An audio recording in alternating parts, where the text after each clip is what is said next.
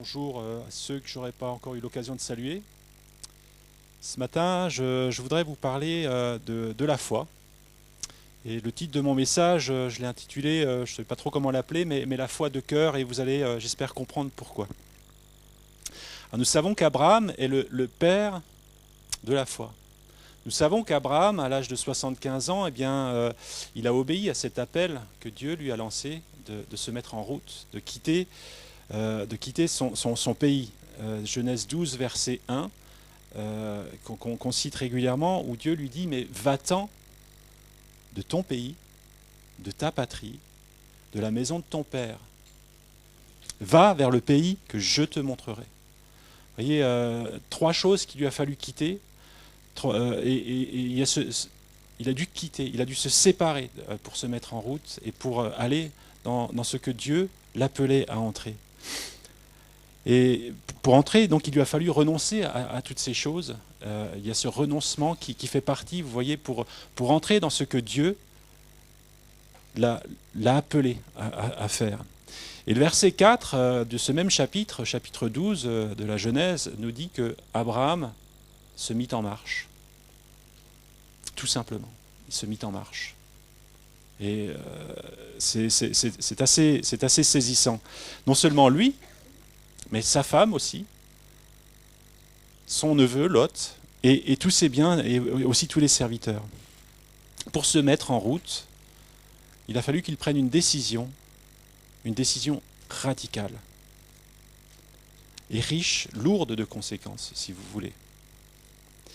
Et nous savons qu'à partir de là, Abraham a vécu en nomade, conduit par Dieu, vers ce qui deviendrait la terre promise, celle dans laquelle sa postérité, donc le peuple d'Israël, lorsque Dieu les a délivrés de l'Égypte, de l'esclavage de l'Égypte, des siècles plus tard, entrerait en possession. Mais lui, il a vécu en nomade, sillonnant cette terre, avec cette promesse sur son cœur, mais sans en voir encore l'accomplissement, vous voyez. Et je voudrais ce matin qu'on s'arrête sur le genre de décision, le genre de marche que fut celle d'Abraham, afin qu'on puisse aussi se laisser inspirer dans notre marche. Et pour ça, je voudrais lire avec vous, et ce sera le cœur de ce message, les versets qui se trouvent dans Hébreux 11, les versets 8 à 10. Donc Hébreux 11, versets 8 à 10. C'est par la foi qu'Abraham obéit à l'appel de Dieu, en partant vers un pays qu'il devait recevoir en héritage, et il partit sans savoir où il allait. C'est par la foi qu'il vint s'établir dans la terre promise comme en un pays étranger, habitant sous des tentes, ainsi qu'Isaac et Jacob, héritiers avec lui de la même promesse. Car il attendait la cité qui a de solides fondations, celle dont Dieu est l'architecte et le constructeur. Alors dans ces versets, il est question de la foi. Foi qui est citée à de nombreuses reprises dans ce verset, comme dans tout le reste de ce chapitre de Hébreux 11, où il est question des héros de la foi. Et je voudrais m'arrêter ce matin sur la manière de laquelle Abraham a vécu son pèlerinage, si je peux dire, avec cette dimension de foi. Le texte nous rappelle que Abraham, il a répondu à l'appel de Dieu en partant, c'est-à-dire en se mettant en route. Il s'est mis en route. Le texte nous rappelle qu'il a vécu en étranger dans cette terre où il s'est rendu. Le texte nous rappelle qu'il a habité sous des tentes. Et je voudrais juste souligner qu'est-ce qu'impliquent ces choses-là, chacune de ces trois choses. Il s'est mis en route. Il est parti de où? Il est parti de Haran, où il était avec son père, Téra, et il y avait un frère à lui également qui était là, et Lot et son épouse étaient également là. Et j'ai envie de dire, il est parti d'une situation où, d'une certaine manière, il était en sécurité. Il était en sécurité. Il était là, à Haran, et s'il avait réfléchi en posant un regard humain sur ce que Dieu lui demandait de faire, Bien, et si ce regard humain, vous voyez, un peu calculateur, qui se dit, mais ici j'ai ça, mais qu'est-ce que j'ai à gagner? Mais en réfléchissant, faisant ce calcul que de manière, je dirais, terre à terre, je pense qu'il ne se serait pas mis en route. S'il avait réfléchi en se disant, mais ici je suis bien en sécurité, pourquoi est-ce que je me mettrais en route? Mais il s'est mis en route. Il y a quelque chose de pressant qui était dans son cœur et qui l'a poussé à se mettre en route. Malgré, je dirais, les choses qui auraient pu le freiner, vous voyez. Et il y a des décisions, j'ai envie de dire, qui sont déjà lourdes de conséquences lorsqu'on doit les prendre à titre individuel, c'est-à-dire que lorsque ça ne me concerne que moi, si je parle de moi par exemple. Mais que dire alors de décisions qui impliquent d'autres? La décision qu'a prise Abraham impliquait non seulement lui, mais impliquait son épouse. Lot également s'est mis à le suivre, tous leurs biens. Vous voyez. Est-ce qu'il n'a pas fallu que Sarah se mette aussi à le suivre dans cette j'ai envie de dire, dans cette aventure? N'a-t-il pas fallu qu'il quitte Téra, le père d'Abraham, qu'il se sépare de lui avec... lorsqu'on lit la Bible, on se rend compte qu'ils ne se sont plus revus ensuite. C'était un au revoir, mais un vrai au revoir. C'était pas au revoir, à bientôt, vous voyez. Il a fallu qu'ils se séparent de toutes les amitiés qu'ils ont pu construire, les relations qu'ils ont pu construire à Haran, qui constituaient aussi, je dirais, une sorte de sécurité. Et lorsque j'essaye d'imaginer cette mise en route, je trouve cette scène d'au revoir qui a dû avoir lieu à cet instant précis, poignante. Poignante parce que riche de conséquences. Et je crois que Hudson Taylor, le célèbre missionnaire qui est parti en Chine, eh bien lorsqu'il est parti, il s'est séparé, il est monté sur le paquebot qui devait l'emmener en Chine. Sa mère est restée sur le quai. Ils ne se sont plus jamais revus. C'était un au revoir également. Vous voyez, il y a quelque chose qui, dans cet appel que Dieu a lancé à Abraham, qui lui a donné cet élan pour se mettre en route. C'est quelque chose qu'il a reçu dans son cœur, qui lui a donné cette force de se mettre en route et d'avancer. Le deuxième point, c'est qu'il a vécu en étranger. Il a quitté l'endroit où il pouvait se sentir chez lui pour aller dans un endroit où il n'était pas chez lui. Vous voyez, enfin, dit comme ça, c'est simple. Mais ça vous est déjà arrivé peut-être d'aller dans un endroit où vous ne vous sentez pas chez vous, où vous savez que vous n'êtes pas chez vous. Et lorsqu'on pense aux migrants dans ce monde, eh bien, ils quittent un endroit. Bien sûr, ils le quittent parce que la situation est difficile, mais ils vont dans un endroit où ils sont accueillis comme étrangers et où l'accueil n'est pas toujours, je dirais, et à l'époque, je ne suis pas sûr que c'était nécessairement mieux, vous voyez. Et donc étranger, c'est une situation qui est vraiment inconfortable. Inconfortable parce que pas beaucoup de sécurité. Pas beaucoup de sécurité. Il n'y a pas un statut, vous voyez, lorsqu'on est étranger dans un pays, ce n'est pas un statut qu'on nous envierait nécessairement. Étranger, il savait ce qui ne faisait pas partie aussi du peuple parmi lesquels, des peuplades parmi lesquels il vivait. Il était dans cette terre, il côtoyait les tribus de Canaan, mais dans son cœur, il était étranger, vous voyez. Il savait qu'il était différent, il savait qu'il n'était pas amené, il n'était pas appelé à vivre la même chose que ces peuples. Il n'était pas appelé, il était appelé à vivre au milieu d'eux, mais étranger, ça veut dire qu'il ne faisait pas partie d'eux. Son identité, elle était ailleurs. Et il n'a jamais cherché à avoir son identité assimilée avec ces tribus parmi lesquelles il vivait. Donc c'est pas facile de vivre en étranger dans un endroit donné et de vivre cette différence, de vivre cette vulnérabilité. Et le troisième point, c'est qu'il a habité sous des tentes. Les habitants de Canaan, c'est-à-dire les habitants de ce pays dans lequel Abraham était. Moïse, c'est plus tard, il s'est arrêté à la frontière de ce pays, mais lorsque Abraham était dans ce pays, eh bien, il a côtoyé les habitants de ce pays qui vivaient dans des villes. Lui, il vivait dans des tentes. Il vivait dans des villes, et qui plus est des villes fortifiées.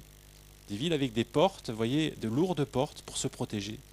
Lui, il vivait dans des tentes. Là encore, ce côté de vulnérabilité, de fragilité. C'est-à-dire qu'il a quitté, à plein d'égards, quelque chose où il était en sécurité. Il y a quelque chose en lui qui l'a poussé à quelque chose, un endroit où il était en sécurité, pour se mettre en marche vers un endroit où tout le mettait en insécurité.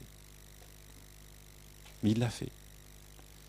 Vivre sous des tentes, ça signifie bien sûr cette vulnérabilité, mais ça signifie aussi de ne pas s'installer dans du dur.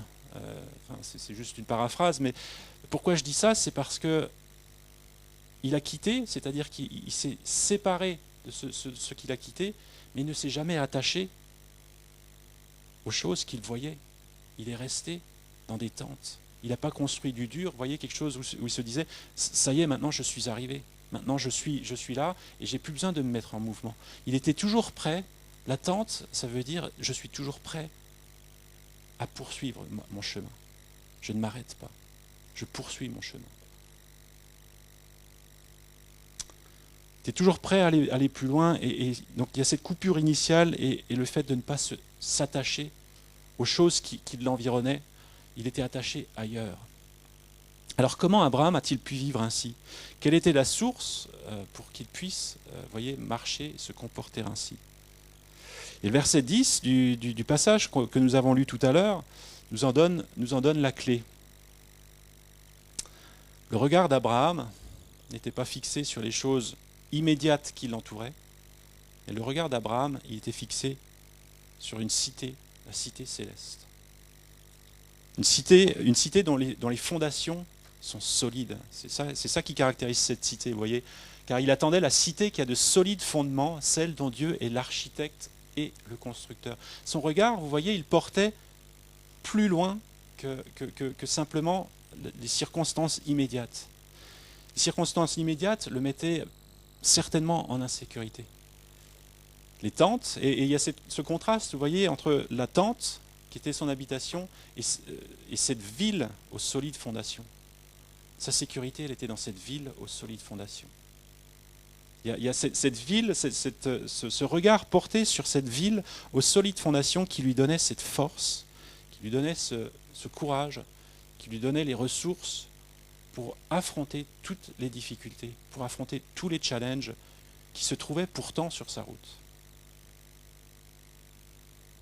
Et là où ici-bas, il vivait de manière flagrante quelque chose où il était comme étranger, où tout était temporaire, éphémère. Vous voyez, la tente, ça parle de quelque chose d'éphémère, de temporaire, quelque chose de fragile, quelque chose de passager.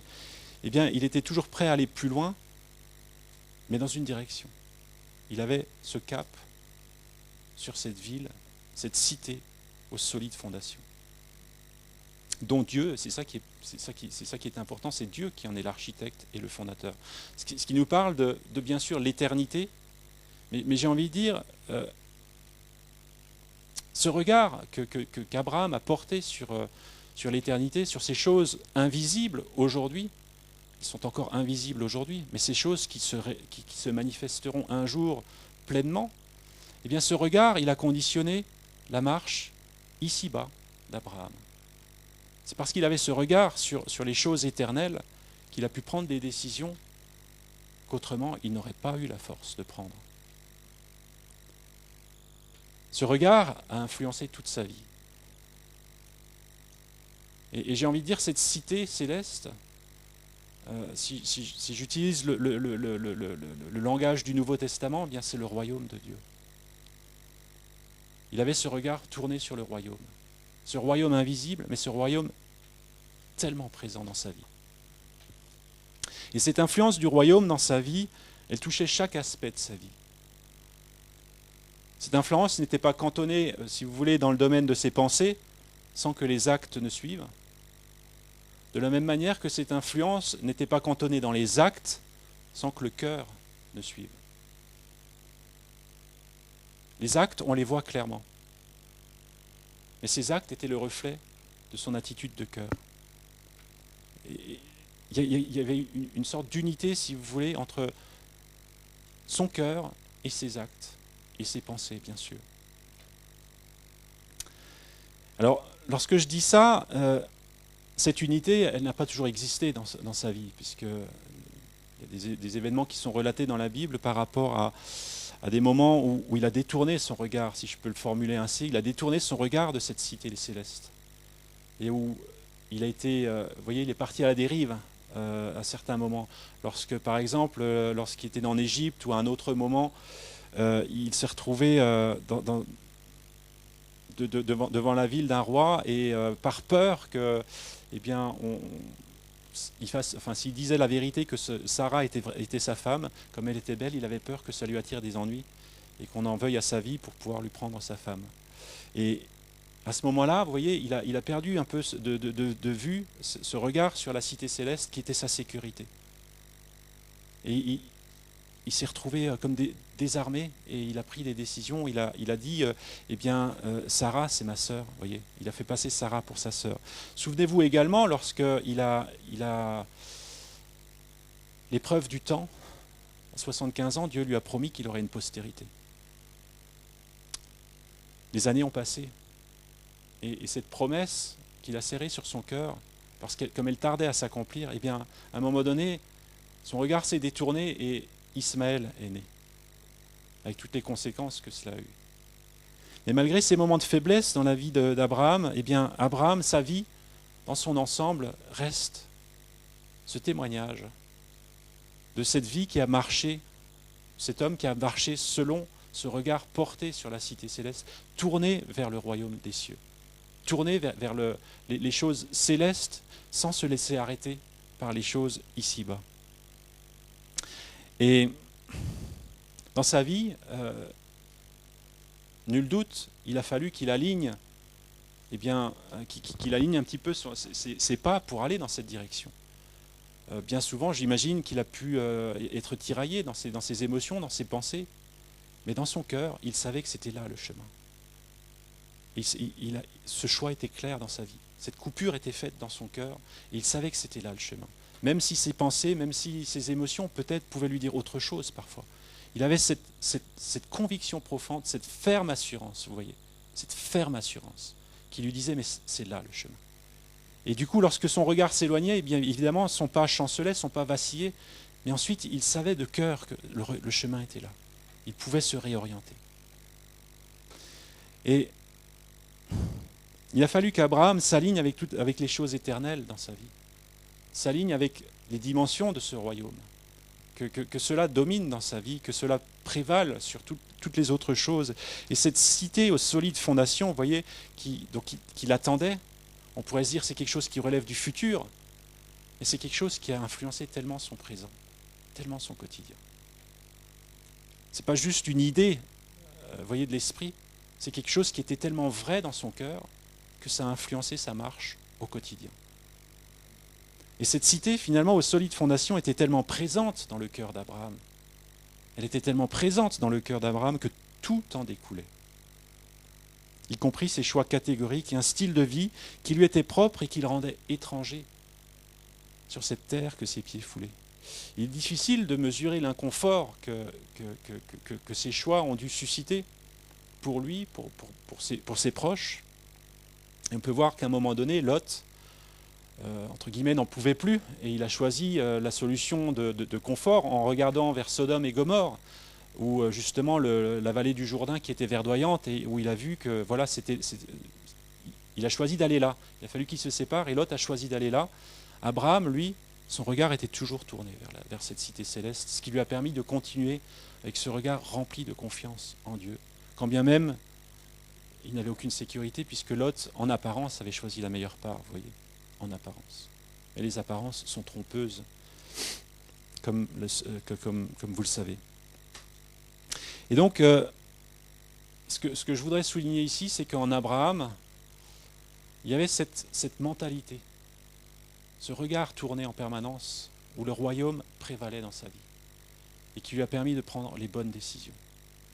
Bien sûr, il s'est trompé parfois, mais il est revenu dans le droit chemin. Il est revenu. Et Dieu a été fidèle à son égard. Ce qui prouve qu'il a eu raison de faire confiance. Et je le redis, cette cité aux solides fondations était tellement présente dans le cœur d'Abraham qu'il y vivait déjà en partie. Vous voyez, ce n'était pas juste une cité future, mais cette cité, et les lois de cette cité, les ressources de cette cité étaient déjà présentes dans son cœur. Et ses actes étaient posés en fonction de cela, et non en fonction des circonstances qui étaient autour de lui. J'ai envie de dire, c'est quelque chose qui caractérise vraiment la foi, c'est d'avoir ce regard tourné vers les choses célestes, de saisir les choses célestes et de les vivre ici-bas. Et c'est alors qu'effectivement on voit le royaume de Dieu manifesté. Et je voudrais à présent regarder aussi à Jésus, à ses disciples, toujours dans cette même pensée d'avoir ce regard. Et Jésus, tout au long de sa marche, son regard était en permanence tourné vers les choses d'en haut. En permanence. Jésus, lui, n'a jamais détourné son regard des choses d'en haut. Les choses d'en haut ont toujours gouverné dans sa vie. Abraham, on voit qu'elles ont gouverné. Parfois, son regard s'en est détourné. Mais pour Jésus, il a toujours gardé son regard tourné vers les choses d'en haut. Et à tel point que la manière de laquelle Jésus a vécu a occasionné à bien des reprises comme un clash entre la manière de voir qu'on aurait naturellement et la manière de voir du royaume. Des clashs qui se sont produits à bien des reprises, en particulier avec ses disciples qui ont été en première ligne pour en faire l'expérience, vous voyez. Si vous pensez à la multiplication des pains, Jésus leur dit, alors qu'ils n'ont rien, pas d'argent, rien à manger, il leur dit, mais nourrissez cette foule. Si on réfléchit avec les moyens à disposition terrestre, eh bien, c'est impossible. Et Jésus leur a montré qu'il y avait des moyens supérieurs. Il y avait les ressources du royaume, qui ne sont pas les ressources terrestres. Et cette foule a été nourrie. Si vous pensez à l'épisode de la barque, lorsque les disciples étaient dans cette barque secoués par les vents, par la tempête, et qu'ils craignaient pour leur vie, eux, les marins expérimentés, et qu'ils se disaient, mais on va mourir. Et que Jésus, sur une parole, il menaça le vent, et la tempête s'arrêta. Là encore, vous voyez à quel point il y a des ressources du royaume, que ces disciples étaient élis. Si vous pensez encore à cet épisode, et je pourrais en citer, tous les miracles finalement étaient une confrontation entre les réalités du royaume et par rapport aux choses d'ici-bas. Si vous pensez encore à cet épisode de la fille de Jairus, où on vient annoncer, alors que Jésus est en route, Jairus qui l'a fait appeler parce que sa fille est malade, très malade, elle est mourante, alors qu'il est encore en route, on vient dire à Jésus, la fille, c'est plus la peine de venir, elle est morte. La réaction de Jésus, c'est de dire, non, elle n'est pas morte, elle dort simplement. Le langage et la façon de voir du royaume qui n'est pas la même. Et on voit qu'effectivement, elle était morte, effectivement, mais la réalité du royaume n'était pas celle-ci. Et Jésus l'a ramenée à la vie. Le regard de Jésus était tourné vers le royaume, les choses célestes et toutes les choses terrestres, si vous voulez, qui aussi fortes et agressives qu'elles pouvaient être en termes de messages, je dirais, pour venir percuter. Elle est morte, c'est plus la peine. Est-ce qu'il y a quelque chose de plus percutant qui peut peut-être nous arrêter dans notre marche? Mais Jésus ne s'est pas laissé arrêter. Non, elle dort. Vous voyez, le langage et le regard, où il y a tant de choses qui peuvent nous arrêter, qui ont ce potentiel de nous arrêter. Mais Jésus, il ne s'est pas laissé arrêter. Pourquoi? Parce qu'il avait ce regard aussi tourné, surtout tourné vers les choses du royaume. Et c'est lui qui dit que le royaume des cieux s'est approché. Il s'est approché au point qu'il en faisait la démonstration des dimensions du royaume. Ses disciples étaient les témoins, je dirais parfois ébahis des dimensions du royaume manifestées au travers de Jésus. Tous les miracles qui sont des manifestations claires du royaume, du règne de Dieu. Dieu règne sur cette cité, et cette cité céleste, et il veut régner aussi dans ce monde. Et autant les disciples ont été secoués par, je dirais, les ressources du royaume, ce que je viens de vous dire, donc la multiplication des pains, le vent qui se soumet, et donc l'autorité sur la mort, mais je dirais il y a quelque chose d'autre qui les a secoués fortement. c'est le caractère du royaume. Et là aussi, vous voyez, ce n'est pas juste une question de puissance, mais c'est le caractère aussi qui va avec le royaume. La mentalité du royaume que Jésus a manifestée et qui allait tellement à contre-courant aussi avec la mentalité d'ici-bas. Lorsqu'ils virent de quelle manière Jésus leur lava les pieds, lui, le Seigneur, alors qu'eux venaient de se disputer pour savoir, enfin de se disputer, de discuter, j'imagine sur un ton, un certain ton, discuter qui était le plus grand. Lorsqu'on se lance dans ce genre de discussion, en général, c'est un peu de la chamaille, vous voyez ce que je veux dire. Donc, eux, ils venaient de discuter entre eux, mais qui est le plus grand, et Jésus leur lave les pieds. Lui qui est le plus grand, incontestablement, lui qu'ils appelaient le maître, lui leur lave les pieds. Ce royaume qui, vous voyez, fonctionne tellement différemment de ce que nous connaissons ici-bas, mais que Jésus est venu révéler. Ce royaume aussi où Jésus s'est laissé à manifester en se laissant dépouiller sur ce chemin de la croix. Il s'est laissé dépouiller jusqu'à subir l'infamie, c'est-à-dire, lui le roi, d'accepter qu'on lui pose cette couronne d'épines inique sur sa tête, d'accepter qu'on lui mette ce manteau pourpre pour le moquer, vous voyez. Les apparences de la royauté, mais tellement tournées, mais il a accepté ces choses, parce que son identité était tellement ancrée dans le royaume. Et si notre identité n'est pas ancrée dans le royaume, il est insupportable de vivre des choses pareilles. Insupportable. C'était certainement insupportable, mais Jésus n'aurait pas pu, il n'aurait pas pu, vous voyez, rester humble tel qu'il l'a été. Être cet agneau qui accepte de mourir. S'il y avait une once des principes de ce monde dans sa vie, qui par orgueil, le monde aurait réagi, il aurait montré les muscles, vous voyez, enfin, dans les films de super-héros, c'est souvent comme ça. Ça c'est le monde, mais Jésus, il a accepté l'humiliation suprême. Parce que sa sécurité, elle était en Dieu. Cette sécurité qui a été manifestée, puisqu'il a été ressuscité. Dieu l'a ressuscité. Et donc cette formation que Jésus a donnée à ses disciples, j'ai envie de dire, elle les a secoués. Elle a secoué ce qui est du monde en eux, en rendant présent et palpable la différence de ce qui se passe de la mentalité du monde par rapport à la mentalité du royaume. Et si j'essaye de... Enfin, j'arrive facilement, si vous voulez, je vais le dire comme ça, j'arrive facilement à m'identifier aux disciples, aux tiraillements qui ont dû avoir lieu dans leur cœur, en se disant, mais j'aurais fait ça, et Jésus il fait ça. Et de se laisser remettre en question, vous voyez. Et cet écart entre ce que les disciples auraient fait, ce que moi je ferais, et ce que je vois Jésus faire dans sa mentalité, dans la mentalité qu'il dégage, eh bien ça met en évidence cet écart de fonctionnement entre le fonctionnement du royaume et le fonctionnement de ce monde, tout simplement. Et Jésus, sa vie, elle avait ça de particulier, c'est qu'il dit à ses disciples, peu avant la crucifixion, il leur dit, mais le malin vient, il n'a rien en moi. Satan, il a essayé de mettre un pied-à-terre dans la vie de bien des manières, par la souffrance, par les tentations, par les mensonges, par les calomnies, par l'humiliation, tous les moyens que vous pouvez imaginer. Le diable a essayé de les utiliser pour mettre un pied-à-terre, pour voler une once, pour prendre une once de la terre du royaume en Jésus. Mais Jésus dit, il n'a rien en moi. Jésus est sorti victorieux et en permanence, c'est les principes du royaume qui ont prévalu dans sa vie.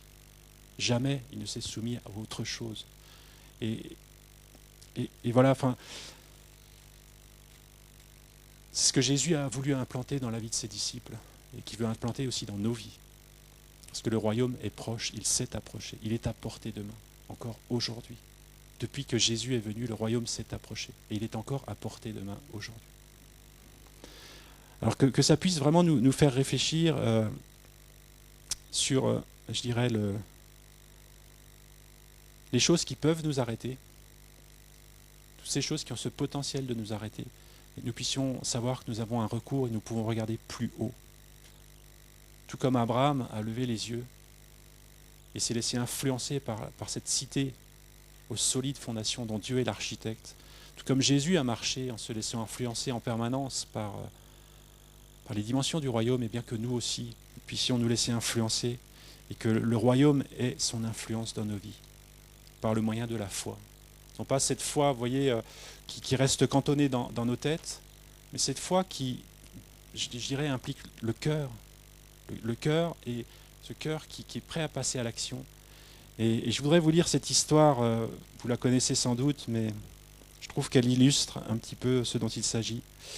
Et c'est cette histoire, une anecdote qui se passe aux chutes du Niagara. Alors, je vous la lis, hein, elle parle d'elle-même. Les chutes du Niagara attirent des millions de touristes tous les ans. Le mugissement puissant des flots de ces chutes s'entend sur des dizaines de kilomètres. Lors de la visite des chutes, on vous raconte qu'un homme a relevé le défi de s'enfermer dans un tonneau fermé et de se laisser entraîner dans le courant d'une chute de plus de 70 mètres pour en sortir indemne. L'adage populaire et certainement certaines rumeurs légendaires rapportent également que plusieurs funambules ont traversé les chutes sur un fil, exploit strictement interdit par les États canadiens et américains aujourd'hui. Et voici une de ces histoires. L'affiche est alléchante. Dimanche après-midi, 16h. Un fou inconscient tentera de traverser les chutes du Niagara sur un fil. Effectivement, à 16 heures précises, la foule, déjà compacte, massée des deux côtés du fleuve, voit l'homme arriver. Le haut-parleur annonce l'exploit et défie les spectateurs. Pensez-vous qu'il va le faire? Croyez-vous qu'il va y arriver? Une énorme ovation répond, et déjà muni de la large barre d'équilibriste, l'homme s'élance au-dessus de l'abîme. Bien que tendu, le fil tangue dangereusement au-dessus de la baie frontière qui sépare l'Ontario, province canadienne, des rives de l'État de New York en face. Le retour de l'équilibriste est salué par la même manière. Nouvelle difficulté.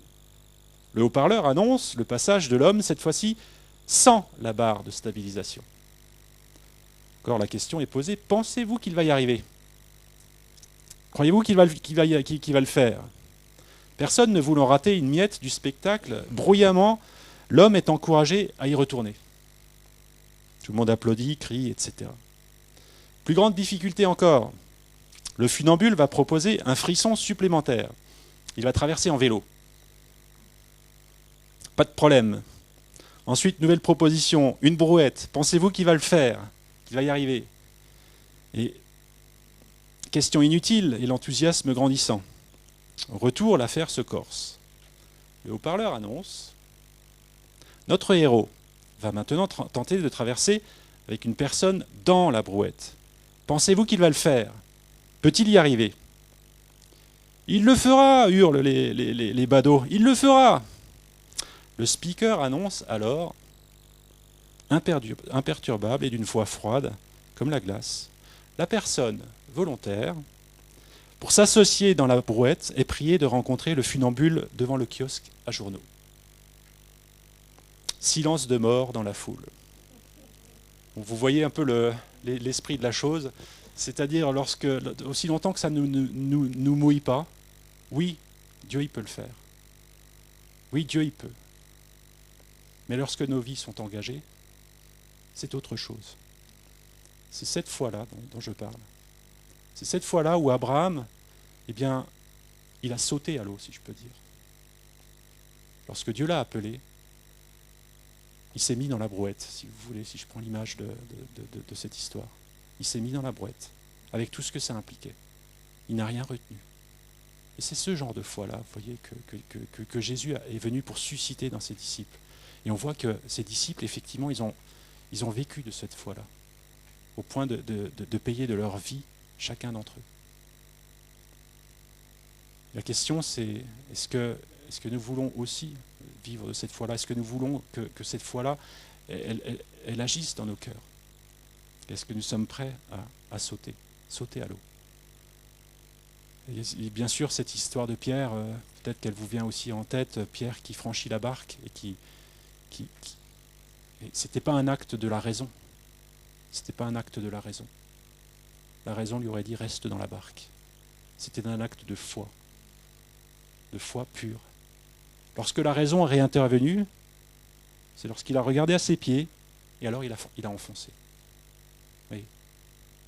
Mais il y a cette marche par la foi qui d'une certaine manière, si je reste sur cette image, consiste à se mettre dans la brouette avec cette confiance en Dieu. C'est lui qui tient tout.